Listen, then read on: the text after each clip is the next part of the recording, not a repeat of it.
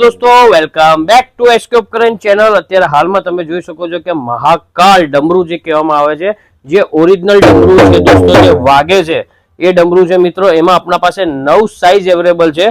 નાનામાં નાનું ઘરમાં કે ગાડીમાં લટકાવવાને દોસ્તો જોઈએ તોય મળી જશે, અને એ પછી તમે બધી સાઈઝીસ જોઈ શકો છો।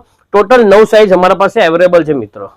જેવી રીતે કે દોસ્તો તમારે ના ખબર હોય તો હું તમને જણાવી દઉં કે ડમરૂ ઘરમાં મૂકવાથી યા મંદિરમાં આપવાથી તમારે જે નેગેટિવ ઇફેક્ટ હોય એની એનર્જી તમારા પર રિફ્લેક્ટ ના કરી શકતી હોય દોસ્તો। આ ખાસ ધ્યાન રાખજો કે ડમરૂનું બહુ ઇમ્પોર્ટન્ટ રોલ છે શાસ્ત્રના હિસાબથી, અને કહેવામાં આવે છે કે મહાદેવ જે 14 વાર ડમરૂને વગાડ્યું હતું ત્યારે સંગીતનો નિર્માણ થયો હતો દોસ્તો। જે ધરતીના અંદર જે સંગીત આવી હતી એ ડમરૂ વગાડવાથી આવી હતી મિત્રો।